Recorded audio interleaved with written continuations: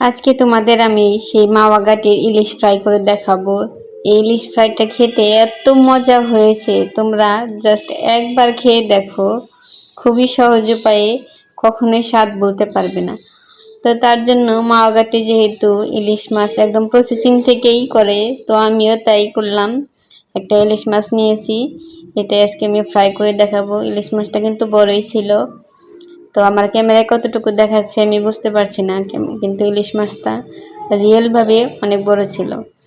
তো ইলিশ মাছের পেটেও কিন্তু ডিম ছিল, এই যে আমি দেখাচ্ছি বেশ অনেকটা ডিম আছে।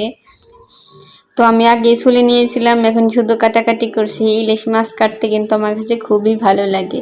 তো এই যে দেখুন, একদম মাছে অনেকটা পরিমাণ তেল আছে। তো আমি সবগুলা কেটে নেব। এখানে আমি লেজটাও ফ্রাই করব, মাথাটাও ফ্রাই করব। তো আমি লেজেরটা একটু কাটাকাটি করে নিচ্ছি, যাতে ভিতরে মশলাটা ভালোভাবে ঢুকে। তো শেষ পর্যায়ে এসে আমি মাথাটাও ভালোভাবে কেটে নেব। আমি আজকে পুরো একটা ইলিশ ফ্রাই করে দেখাবো।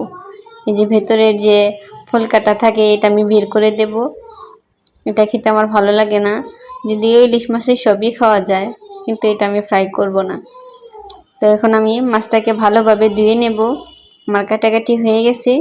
এই তো এখানে এতগুলো পিস হয়েছে। তো এখন আমি মশলা দিয়ে ভালোভাবে মাখিয়ে নেব। আমরা সবাই জানি যে, সবাই বললে ভুল হবে, আমরা অনেকেই জানি না যে ইলিশ মাছের সব সময় কম মশলা দিয়ে রান্না বা ভাজি করতে হয়।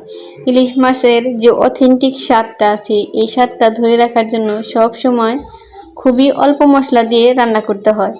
বেশি মশলা দিলে ইলিশের যে আলাদা ঘ্রাণ আছে, সেটা কিন্তু চলে যায়। তো এখানে আমি সামান্য একটু পরিমাণের ধনিয়া গুঁড়া দিয়েছি, একটু হলুদ গুঁড়া আর মরিচের গুঁড়া, আর পরিমাণ মতো লবণ দিয়েছি।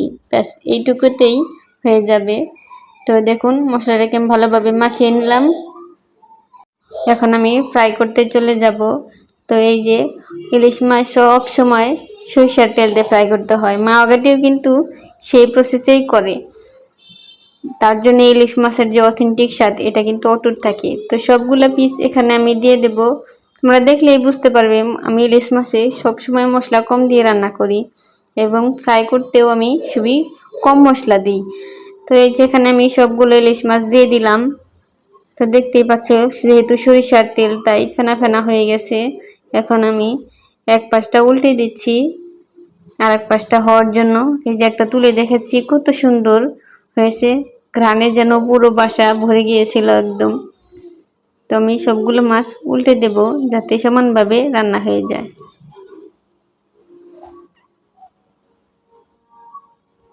তো এক পর্যায়ে দেখি আমার ইলিশ মাছটা প্রায় অনেকটাই মুচমুচে হয়ে গেছে। তো এখন আমি তুলে দেখাবো কতটা মুচমুচে হয়ে গেছে।